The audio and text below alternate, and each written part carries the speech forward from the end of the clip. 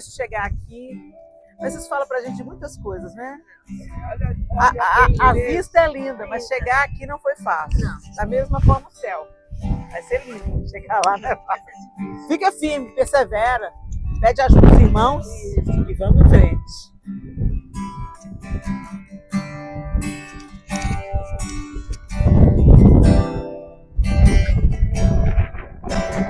Quando entro em tua presença e contemplo a tua glória, me esvazio e me prostro aos teus pés.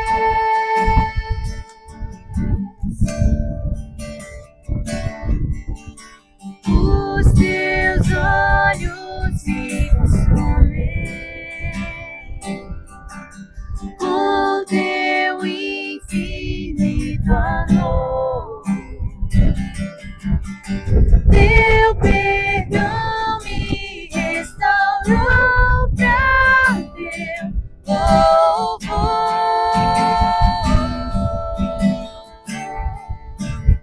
Santo Deus,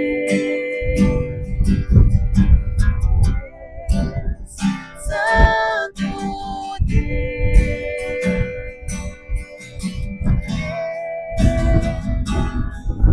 tua glória enche a minha vida e transforma o meu viver.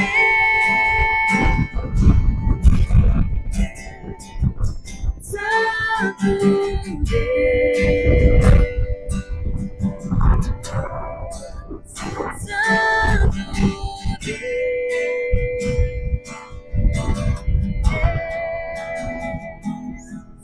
não há outro igual a ti, Senhor. Tu és digno de louvor. Santo é o Senhor.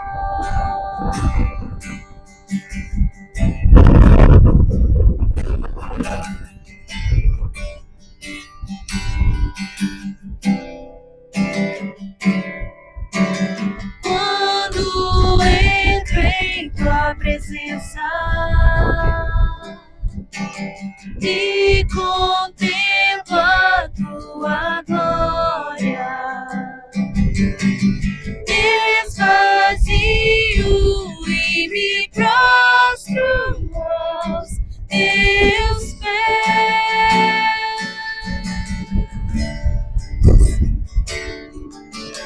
Os teus olhos me consomem com teu infinito amor. Teu perdão me restaurou pra teu louvor. Santo Deus, Santo Deus,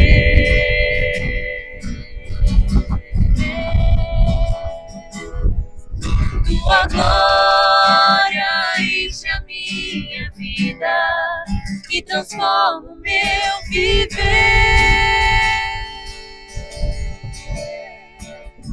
Santo Deus, Santo Deus,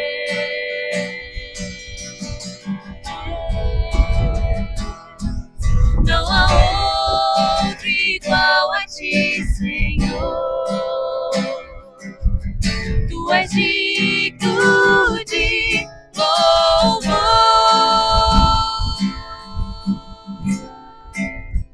Santo é o Senhor. Santo é o Senhor. Santo é o Senhor.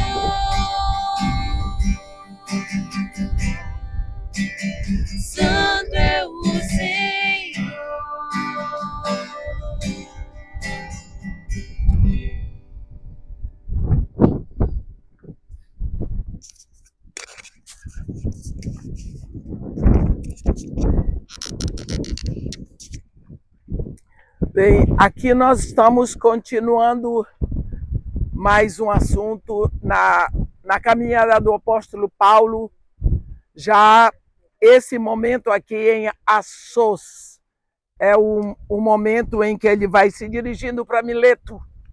Nós já estivemos em Mileto e agora nós estamos vindo, passamos em Éfeso, e depois do levante que teve contra Paulo em Éfeso, você lembra da confusão dos orívedes e de todo aquele tumulto, então ele sai de lá. Mas nós vamos ver que vai ter 3 momentos de despedida na vida do apóstolo Paulo, na conclusão do ministério dele. E na Macedônia, na Acaia e na Ásia. Paulo já estava pronto para outra viagem, depois desse levante que aconteceu em Éfeso, e tomou então a direção da Macedônia. E ele esperava encontrar Tito, não é? Em Troade, não é? Porque ele queria ter notícia da igreja de Corinto, mas Tito não veio. Não se sabe até hoje porque que Tito faltou. Mas os homens finalmente se encontraram com Paulo e deram notícia para ele. Paulo queria fazer 2 visitas a Corinto. Nós vamos entrar agora depois em Corinto, mas nós estamos voltando. Isso aqui é o momento da 3ª viagem de volta. Corinto fica na 2ª viagem dele. Mas ele só foi uma vez a Corinto, e numa viagem que durou 3 meses. Paulo teve que mudar a direção, por causa de um levante que teve entre os judeus que queriam matá-lo. Mudou os planos dele. Assim, em vez de navegar para Corinto, ele foi por terra para Acaia e Macedônia, e foi pelo mar de Filipos a Troade, onde ele encontrou o seu grupo. Agora, nós vamos ver que isso é alguma coisa que ficou, que nós não vimos, que aconteceu ainda logo depois que ele sai de Mileto.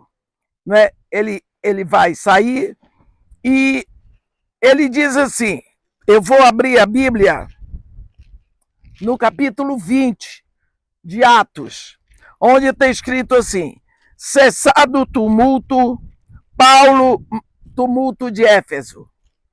Paulo mandou chamar os discípulos e, tendo-os confortado, despediu-se e partiu para a Macedônia. Havendo atravessado aquelas terras, fortalecendo os discípulos, com muitas exortações, dirigiu-se para a Grécia, onde se demorou 3 meses. Tendo havido uma conspiração por parte dos judeus contra ele, quando estava para embarcar rumo à Síria, significa Antioquia da Síria, que é onde ele estava indo, porque todas as viagens dele começavam e se completavam de volta na Síria. Quando estava para embarcar rumo à Síria, determinou voltar pela Macedônia. Acompanharam-no até a Ásia Sópatro, que era de Bereia, filho de Pirro, Aristarco e Secundos de Tessalônica, Gaio de Derbe e Timóteo, bem como Tíquico e Trófimo da Ásia. Estes nos precederam. Isso é interessante, esse nos aqui, porque você vê que Lucas, que escreveu Atos, ele estava com Paulo. Então ele diz, estes nos precederam, esperando-nos em Troade. Quer dizer que Lucas ficou com Paulo. Depois dos dias dos pães asmos, navegamos de Filipos e em 5 dias fomos ter com eles naquele porto onde passamos uma semana. Agora vem Troade. No primeiro dia da semana, estando nós reunidos com o fim de partir o pão, Paulo, que devia seguir viagem no dia imediato, exortava-os e prolongou o discurso até meia-noite. Vamos ver um pouquinho disso aqui.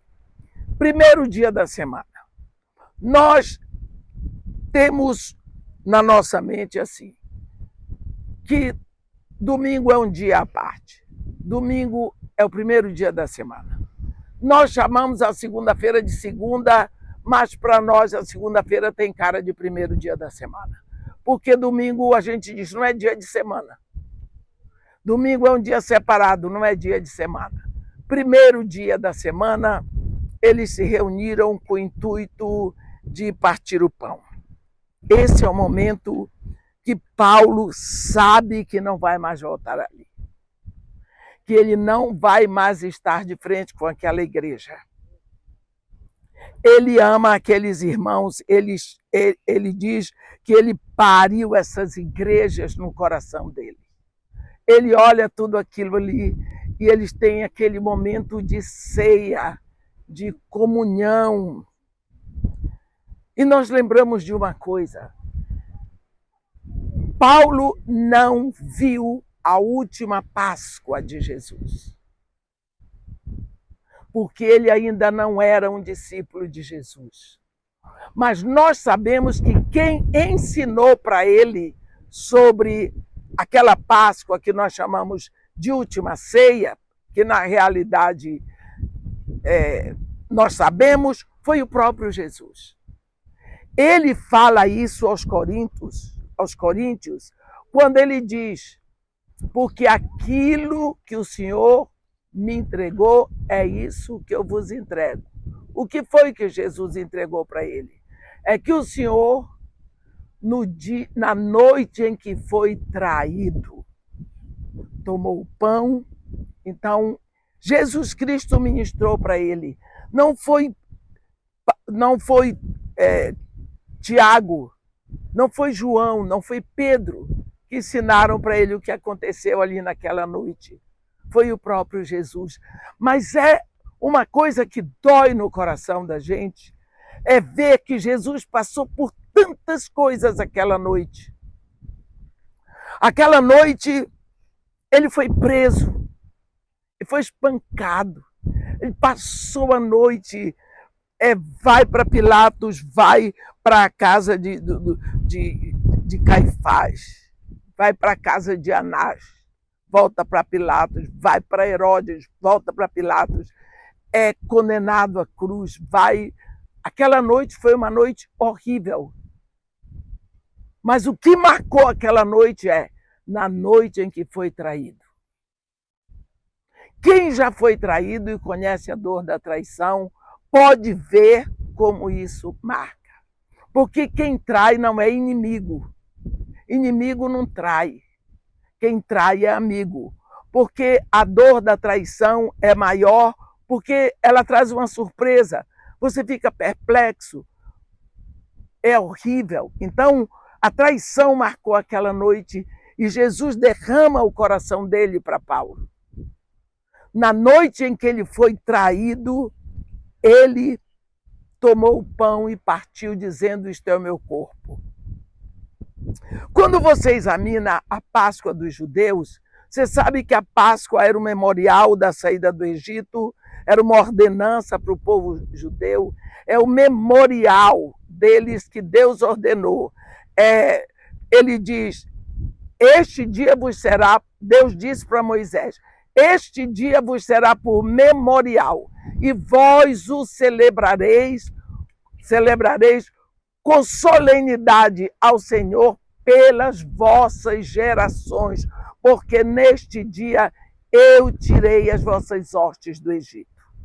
Então os judeus todos os anos celebravam a Páscoa, um jantar simples, põe a mesa, põe o cordeiro assado, ervas amargas, os pães asmos, e toda a liturgia da Páscoa é dirigida por 4 taças de vinho. A primeira é a taça da santificação, Kiddush. O líder da mesa, digamos, o pai, ele levanta, faz a oração, passa para todo mundo bebe, eles comem o cordeiro. Aí tem a taça chamada Hagadash, que é a taça da explanação. Alguém da mesa pergunta: papai, por que esta refeição é separada das outras? Aí ele vai explicar porque o que aconteceu no Egito, ele vai explicar tudo direitinho. Eles comem o cordeiro, as ervas amargas. Vem a terceira taça, é a taça do pão. Ele toma o pão e diz: este é o pão da aflição que os nossos pais comeram na terra do Egito. Tomai, partir, comei deles todos. Só que o pão da aflição que os nossos pais comeram na terra do Egito, eles choram. E depois tem a última taça, que é a taça do grande Halel do Salmo 136, que eles saem cantando. Não é em cânone, eles saem cantando. Mas o que eu quero chegar é o seguinte: todos aqueles 13 homens, digamos 12, porque Judas já tinha saído, eles eram judeus, eles estavam acostumados a celebrar a Páscoa, a preparar a Páscoa, a comer a Páscoa, a ouvir aquilo desde que nasceram. Você viu que Jesus Cristo mandou Pedro e João na frente para preparar. Eles sabiam de cor tudo. De uma hora para outra, Jesus foi andando direitinho nos passos da Páscoa hebraica, e quando chega na hora do pão, ele disse: isto é o meu corpo, que é dado por vós. Tomai, parti, comei dele todo. O que foi que aconteceu naquela mesa? Senão um grande alvoroço. O que está acontecendo? Por que isso? O que está acontecendo com o mestre? Errou.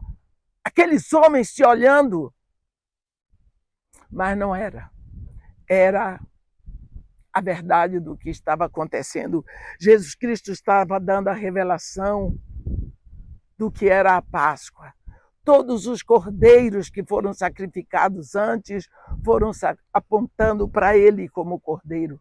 Todo o sangue derramado antes apontava para um único sangue, que era o dele. Ali, quando ele diz: isto é o meu corpo. Se você pega um pão é uma unidade. Né? O pão é uma unidade. Se você repartir um pedaço desse pão para todo mundo aqui, o pão perdeu a unidade. Mas quando nós nos abraçamos todos juntos, ficamos o pão, formamos o pão. Então, só terá unidade quando todos nós estivermos abraçados, não tiver faltado nenhum. Esse é o sentido da unidade, não é? E essa foi a última oração, foi o pedido que Jesus fez para nós. Quando Jesus fez a sua oração, no capítulo 17 de João, ele, quando orou por nós, ele orou primeiro por ele, depois pelos discípulos que estavam ali e pelos que viessem a crer pela pregação daqueles, foi por nós. O pedido foi unidade. Que todos sejam um, como eu e tu, ó Pai, somos um. Então ele estava também querendo dizer que aquele pão ia estar dissolvido naqueles discípulos. Se você come um pedaço de pão, daqui a pouco aquele pão já está dissolvido em você. Os nutrientes dele já estão no seu corpo, já estão na sua corrente sanguínea, já viraram alimento para você. Você nunca mais vai poder tirar aquele pão do seu corpo. Você nunca mais vai poder se separar daquele alimento que você tomou. É isso que ele estava querendo dizer. Assim como este pão vai estar dissolvido em vocês, vai ser o alimento de vocês. Nunca mais será separado de vocês. Este é o meu corpo. É assim que eu quero estar com vocês. Eu quero estar dissolvido em vocês. De tal maneira dissolvido em vocês. Eu quero ser nutriente de vocês. Eu quero estar na corrente sanguínea de vocês. De modo que ninguém mais possa nos separar. Depois ele tomou a última taça. Ele diz: este é o cálice ele aponta, da nova aliança no meu sangue. Aí você pensa, nova aliança é o capítulo 31 do livro do profeta Jeremias Deus menciona a nova aliança. Mas nós sabemos que toda aliança é selada com sangue no Antigo Testamento. Então, quando Deus fala por boca do profeta Jeremias, ele diz assim: eis que vem dias, diz o Senhor, em que firmarei nova aliança com a casa de Judá e com a casa de Israel. Não conforme a aliança que eu fiz com seus pais, quando os tomei pela mão e os tirei da terra do Egito, porque eles anularam a minha aliança, não obstante eu os haver tirado de lá. Porque esta é a aliança que firmarei com eles naqueles dias. Nas suas mentes imprimirei as minhas leis. Também no seu coração eu as inscreverei. Eles serão meu povo, eu serei seu Deus. Não ensinará mais um ao outro dizendo: conhece o Senhor, porque todos me conhecerão, desde o menor até o maior, porque para com eles usarei de misericórdia, e dos seus pecados jamais me lembrarei. Esta aliança mencionada aqui, no capítulo 31 do profeta Jeremias, a partir do versículo 31, ela é repetida de novo no livro de Hebreus, a partir do versículo 8. E aí o autor de Hebreus diz: se ele fala de uma nova, é porque a velha já não existe. Todos os estudiosos, fariseus e todos, Jeremias, qual é o sangue que vai selar esta aliança? A nova aliança? Não sei. Então não tem validade. Não tem sangue, não tem validade. Então, este capítulo do profeta Jeremias sempre ficou no ar. Sempre ficou. Agora, ali na ceia, Jesus Cristo diz: este é o cálice da nova aliança no meu sangue. Ele está dizendo: o sangue que sela a nova aliança está correndo nas minhas veias agora. Porque ele sabia que dentro de 24 horas ele estaria morto. Então você vê que momento grandioso a ceia. É o momento assim de despedida. Porque Jesus sabia, em 24 horas, eu já fiz a redenção. Aí você vê Paulo, agora passando em Troade, ele sabe que não vai vir mais ali. Então, ele celebra a ceia.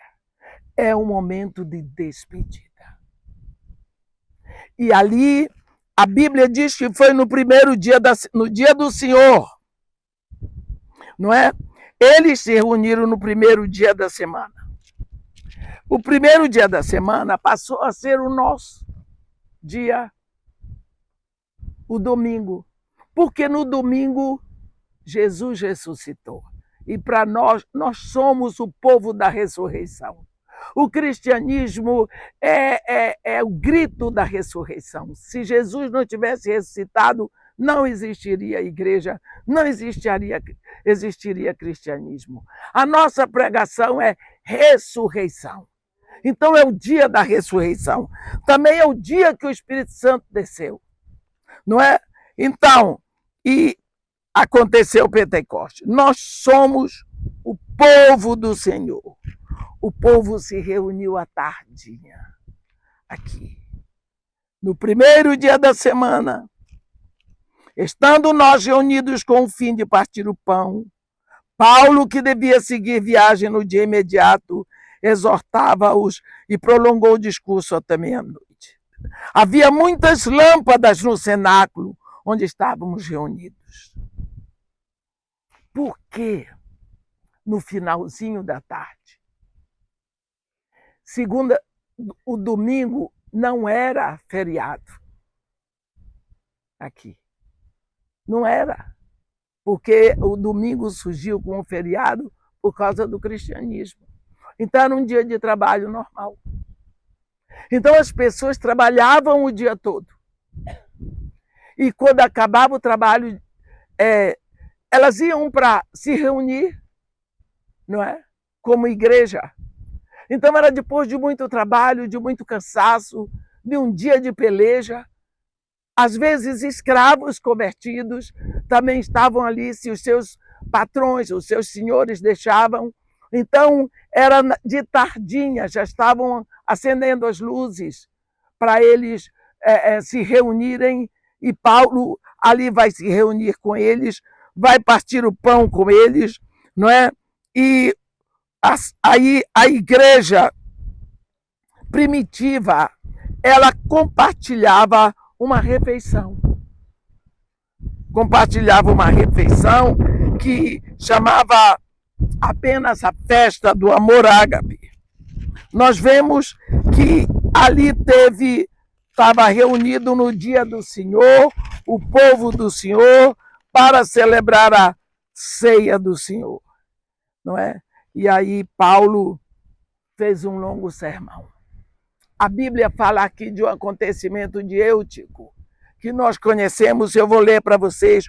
Um jovem chamado Eutico, que estava sentado numa janela, adormecendo profundamente durante o prolongado discurso de Paulo, vencido pelo sono. Caiu do terceiro andar abaixo e foi levantado morto. Descendo, porém, Paulo inclinou-se sobre ele e, abraçando-o, disse: não vos perturbeis, que a vida nele está. Então, esse rapaz deve ter trabalhado muito durante o dia. Acorda cedo, trabalha o dia todo, né? Chega naquela sala apertada, já anoitecendo. Não tinha lugar mais para sentar, um lugar apinhado. A luz não era elétrica, né? Ele sentou na janela, adormeceu, foi vencido pelo cansaço. Adormeceu e caiu, e morreu. Então, hoje, quando nós pensamos a facilidade que nós temos, procuramos cada vez mais conforto nos templos, não é pecado. Não é pecado você construir uma igreja muito grande. Não é pecado você botar cadeiras confortáveis, ter espaço para todo mundo. É bom, é muito bom. Mas às vezes nós reclamamos tanto. Uma vez um pastor me disse: não, irmã, nós estamos fazendo uma campanha, eu quero que a senhora venha na minha igreja, porque eu quero juntar muita gente, que eu preciso tirar uma oferta grande e nós precisamos trocar as cadeiras do templo. Eu disse: por que o senhor vai trocar as cadeiras, irmãs? Irmã, se a gente quiser trazer pessoas com um melhor poder aquisitivo, a gente tem que dar conforto para eles. Aí eu olhei para ele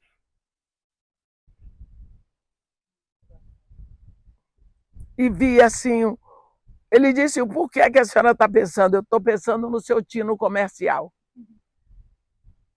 Porque o pior homem em propaganda e marketing que eu já li é Jesus Cristo. Zero em propaganda e marketing. Ele não fez uma propaganda para atrair ninguém. Pelo contrário, se vier, é porque está firme para sofrer. Mas, coitado daquele pastor. Eu disse para ele, pastor, então eu vou lhe dar um conselho, não me leve não. Porque eu não tenho a pregação de atrair pessoas. Eu não sou uma pregadora, meu ministério é de ensino. E eu não sou uma pessoa de atrair pessoas para ouvir. Não sou aquela pregadora que vem e que atrai multidões. Não é esse o meu ministério, isso não acontece. Grupinhos pequenos está muito bom. Entende? Então, eu fiquei pensando como nós olhamos hoje para o conforto. Temos luzes de todo jeito e isso não é pecado. É só que nós, às vezes, reclamamos e queremos mais, não estamos satisfeitos. Quando eu me lembro dessa ceia aqui com o apóstolo Paulo, aí o menino caiu, o menino morreu. Você já pensou aquele momento da igreja? A família dele devia estar ali, os amigos ali, a igreja reunida. Morre um rapaz que cai do terceiro andar. Você já pensou o choque, a dor? Quando às vezes eu medito nisso, eu ouço o soluço das irmãs. Paulo desceu, foi lá, tomou posição no meio do povo, abraçou. Rapaz, eu acho isso lindo. Descendo, porém, Paulo inclinou-se sobre ele e abraçando. Você sabe o que é isso? Abraçou, se fez um com o morto. A Bíblia diz que ele morreu. Paulo se fez um com o morto. Eu não estou adorando Paulo. Eu só estou vendo uma coisa que é muito forte. Vocês se lembram de um fato que aconteceu em 2 de Reis 8? Quando o filho da Sulamita morreu, aquela mulher leva o menino, bota em cima da cama, no quarto que ela tinha feito para o profeta, não avisou nada para o marido. O marido era velho, coitado, ia sofrer. Ela não deixou o marido chorar a morte do filho. Ela foi lá e só veio quando trouxe Eliseu. Eliseu ainda tinha dito para Geazi, toma o meu bordão, põe sobre o menino. Geazi passou na frente e foi. Quando voltou, disse para ele, ei, o menino, não aconteceu nada. Toma aqui teu bordão. Ele pegou o bordão, ele chegou lá, subiu, fechou a porta, entrou, se deitou em cima do menino. Não aconteceu nada. O menino aqueceu um pouco, andou de lá para cá, deitou de novo. A Bíblia diz, mão com mão, cabeça com cabeça, corpo com corpo. Ele se fez um com o morto. Ele se fez um só. O que significa isso? Ele mandou o bordão dele, não resolveu nada. Isso me ensina que bordão de profeta não leva a vida. A vida está no profeta. Ou você vai e você se mistura, você se entrega, você se faz um com aquela situação ou nada vai acontecer. Deus podia ter ficado lá em cima e dizer, aí ó, pecador, amo vocês. Mas não, ele veio, ele se vestiu de homem, ele se fez um com a nossa miséria, ele tomou a nossa dor, a nossa miséria, o nosso pecado, gritou, morreu a morte que eu tinha que morrer. Ele se fez um. Então eu vejo essa figura mesmo aqui em Paulo. Quando ele desce, ele abraça o rapaz morto, ele se faz um com a dor. Você pensa quando aquele povo, a igreja, você sabe como é a igreja, viu o apóstolo abraçado com o rapaz. A gente não sabe, o rapaz devia estar sepultado, porque ele caiu do 3º andar. A gente pode ver as pedras que existem por aqui. Ele foi se batendo nas pedras, sabe lá do jeito que chegou. Ele abraçou e disse: não se preocupem, a vida está nele. E subiu de novo, partiu o pão e comeu. E ainda lhes falou largamente até o romper da alva. E assim partiu. E então conduziram vivo o rapaz e sentiram-se grandemente confortados. Nós, às vezes, perdemos muito por não nos colocarmos dentro da linguagem do que está escrito. Nós não podemos ler a Bíblia como se lê um livro qualquer. Nós precisamos ver, nós precisamos ser mais abertos para essa palavra que está escrita aqui. Paulo estava no momento de despedida. Ele se fez um. Eu não sei se vocês lembram quando a mulherada chorou diante de Pedro porque aquela Dorcas tinha morrido, que ele entrou onde estava o corpo, mas não deixou ninguém entrar com ele. Até hoje eu fico pensando, será que ele deitou em cima dela e não queria que ninguém visse porque ficava feio? Ele era um homem, não é? Podia ser mal interpretado. O fato é que, de qualquer forma, ele se fez um com a situação e ela ressuscitou. E nós, será que nós estamos envolvidos com a situação dos outros, a situação das outras pessoas, a ponto de levar a vida que está em nós para ela? Porque ninguém tem vida senão a vida que está em nós. Nós somos o único povo da terra que tem vida eterna. Ninguém mais tem. Nós somos os únicos sacerdotes que estão na terra. Ninguém mais. Nós somos a única igreja de Jesus Cristo. O que nos lembra muito esse lugar aqui é que depois que aconteceu esse evento, então Paulo decidiu andar de Troas até Assos, de Troade, 20 milhas. Olhe bem, aqui a Bíblia diz: nós, porém, prosseguindo, embarcamos e navegamos para Assos, para este lugar. Quem está descrevendo aqui é Lucas, onde devíamos receber Paulo. Paulo não saiu de lá de Troade com eles.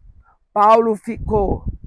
Eles tomaram o navio para Assos, onde deveríamos receber Paulo, porque assim nos fora determinado, devendo ele ir por terra. Olhe bem isso que está acontecendo aqui. Paulo decidiu ficar lá em Troade e ir por terra até Assos, são 20 milhas. Talvez ele queria ficar mais um tempo com os irmãos. Era despedida. Enquanto ele mandou Lucas na frente, Paulo mandou chamar os líderes, não é? Que viajaram 20 milhas para chegar em Mileto, mas ele foi por terra para Assos, para Mileto. Mas os outros foram encontrar com ele depois. Então nós vemos que Paulo teve essa conspiração dos judeus que queriam matá-lo e muitas vezes ele tinha que andar milhas e milhas por terra para não ser morto, porque ele estava ameaçado de morte. Vocês podem olhar a caminhada do apóstolo Paulo desde que houve a conversão dele em Damasco. Para sair de Damasco, os discípulos já tiveram que botá-lo dentro de um cesto, botar por cima do muro para ele ficar lá embaixo. Daquele dia, este homem foi perseguido, como se fosse uma fera perigosa. Nunca mais ele passou a ser caçado da forma que ele caçava os cristãos antes. Então, a caminhada dele para nós é um exemplo de perseverança. Nós não vamos poder desenvolver perseverança se não houver sofrimento. Quando o apóstolo Pedro, na sua segunda carta, dá para nós os passos do crescimento da maturidade, ele põe primeiro, ele diz, deixando bem claro que a fé é um dom espiritual, Deus lhe dá a fé suficiente para você crer na palavra, entra no reino. Agora, você vai somar para Deus multiplicar. Você vai se esforçar para ter excelência moral. Arete do grego. Deus multiplica a sua fé, você vai se esforçar para ter conhecimento. E Deus vai multiplicando a sua fé e você vai buscar perseverança. Perseverança a gente só pode conseguir através de tribulações, através de lutas. E muitas vezes a luta nem é nossa pessoal, mas é a luta de ver pessoas sofrendo. Porque nós não podemos olhar e dizer aquele problema de fulano, aquele de fulano, o problema é meu porque eu vi. Se eu não posso ir lá pessoalmente, eu vou orar, eu vou batalhar no joelho. Então nós estamos aqui como solução, porque Jesus Cristo diz, assim como o Pai me enviou, eu vos envio.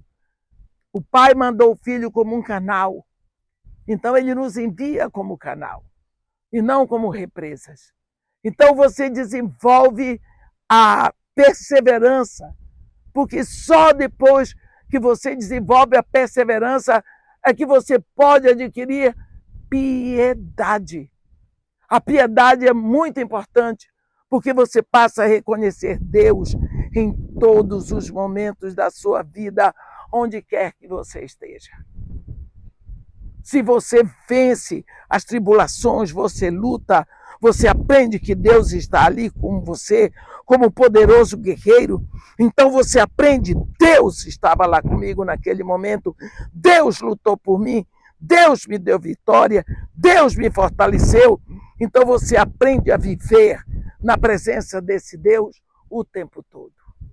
Então, você desenvolvendo a piedade, você aprende a viver uma vida santa. Isso é muito importante para nós. E nós vemos o crescimento de Paulo à medida que ele foi caminhando, mas sempre perseguido. Sempre perseguido e sempre perseguido pelos de perto. Sempre perseguido pelos de perto. Então, Assos é um lugar onde ele veio para se encontrar com os seus discípulos aqui nesse porto, que nós vamos ver dali, e nós temos hoje o privilégio de estarmos aqui. Mais uma vez pergunto, quantas pessoas da sua igreja já vieram aqui a este lugar? Isso nos lembra o momento de dor da vida desse apóstolo, mas um momento que ficou para nós como exemplo, não é? Para nós aprendermos que vale a pena perseverar. Amém.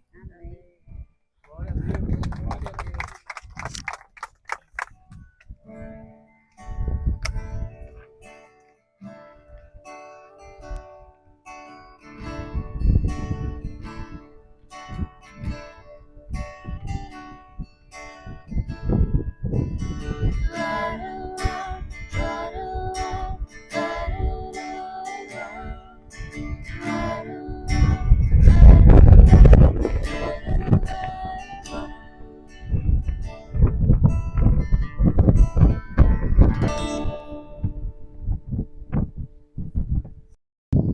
Obrigada pelo teu ensino, Senhor.